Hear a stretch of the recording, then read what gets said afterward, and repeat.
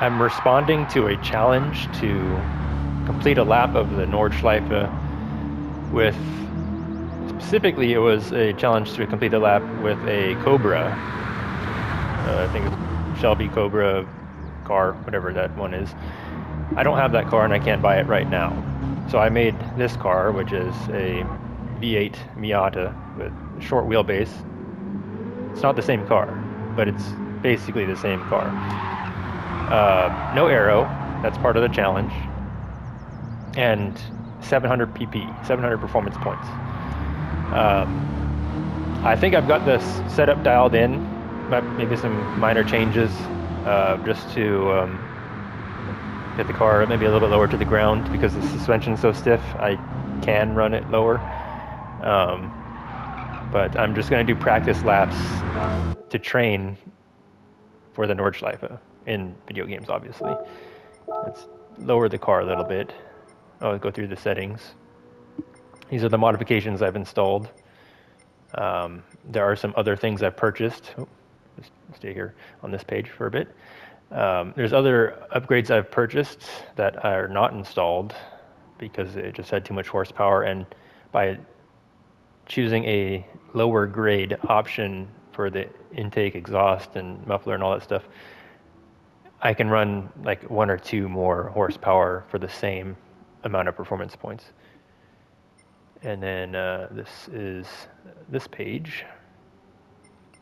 So I'm going to lower the car 2 points, maybe 3 points. I know that in this game, if I run the car at 90, which is the minimum here, it will understeer more, which might be a good thing actually. I might prefer that, but if the suspension bottoms out in the corners, especially the slow speed corners, it just understeers terribly. So I'm having a little bit of ride height so that it doesn't do that. All right, let's drive it. Oh, the gears. Let's go through the gears real quick.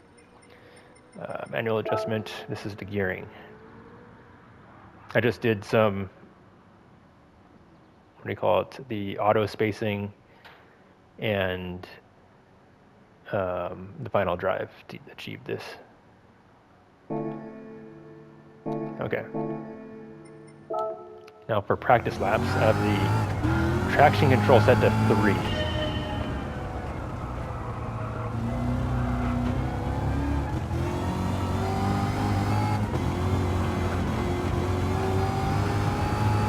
And I found it's actually better to spin up the tires in a lower gear than it is to spin up the tires in a higher gear. Because if I spin up the tires in a higher gear, the wheel spin is just going to be so much higher. And I'm using Ayrton Senna's throttle technique. It's not a turbo, but it is supercharged. So it's not necessarily about controlling the boost.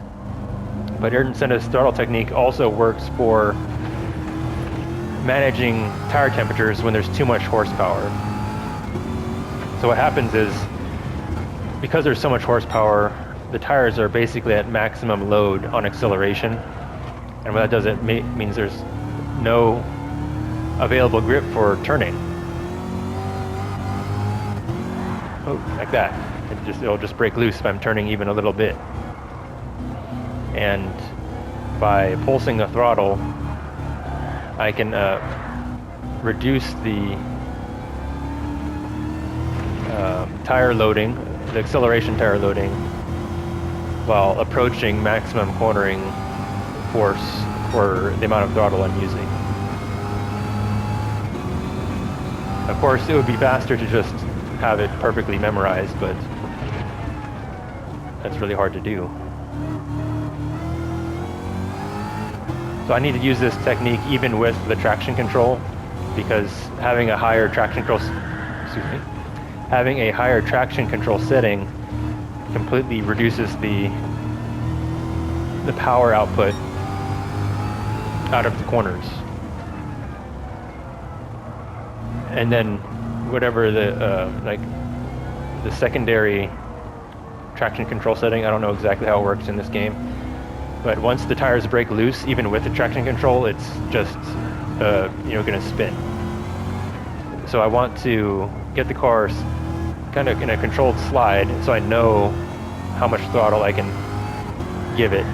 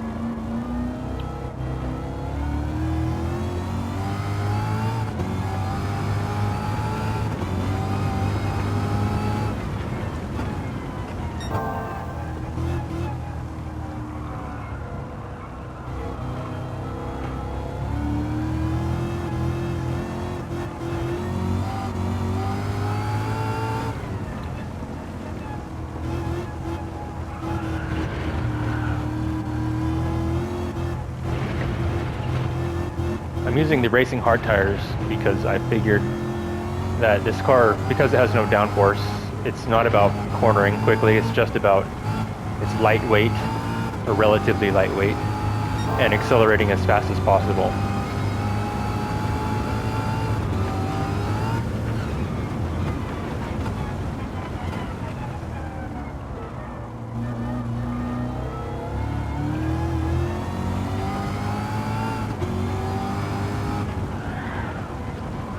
So I'm not trying to achieve peak cornering forces.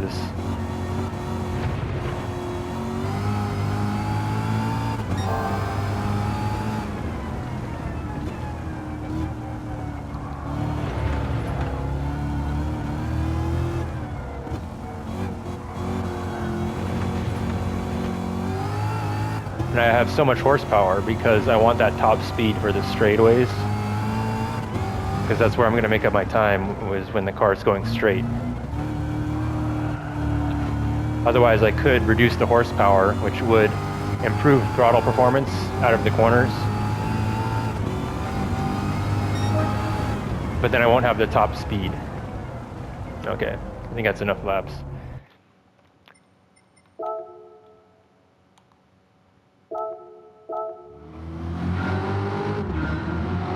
I've got the driving style figured out.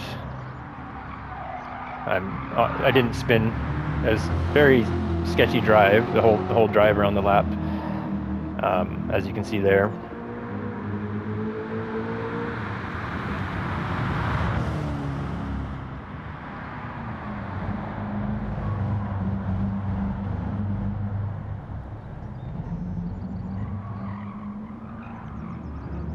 And the car's wheelbase is so short, I just can't even reach maximum steering.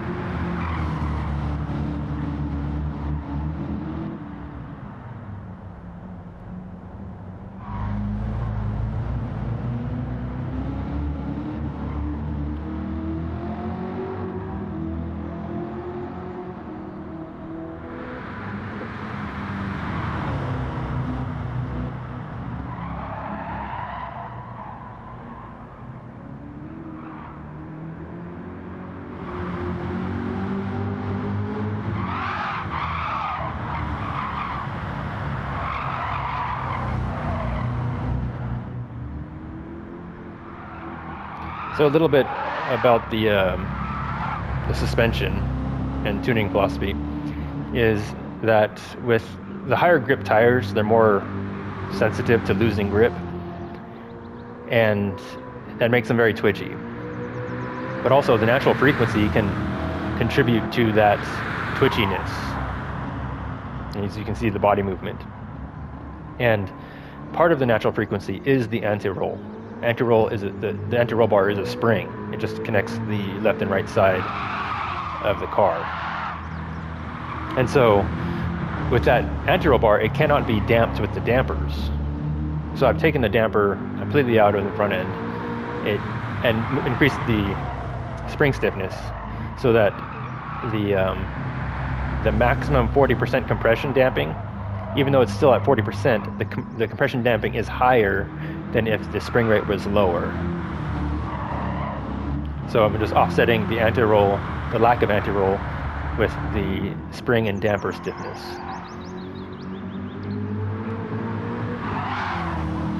And I've done similarly with the rear end. I've reduced the anti-roll a lot to make it less snappy. However, I have some anti-roll because I want the car to kind of squat on the throttle, which, you know, getting marginal gains. Maybe I could remove the anti-roll completely from the rear as well. But then I'd have to drastically increase, if I remove the anti-roll, I'd have to drastically increase the rear spring to compensate for the lack of roll stiffness.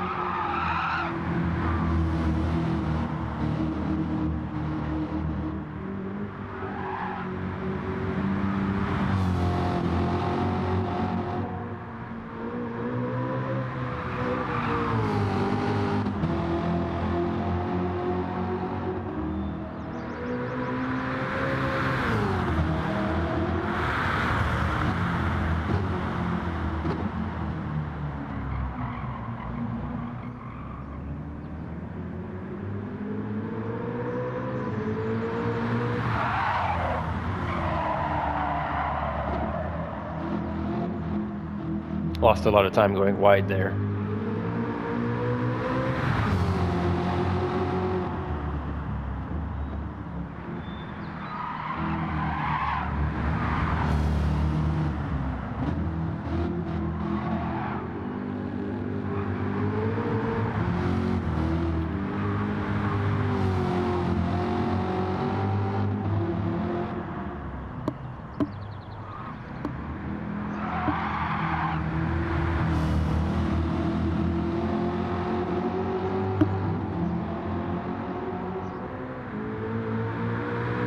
Till the next one.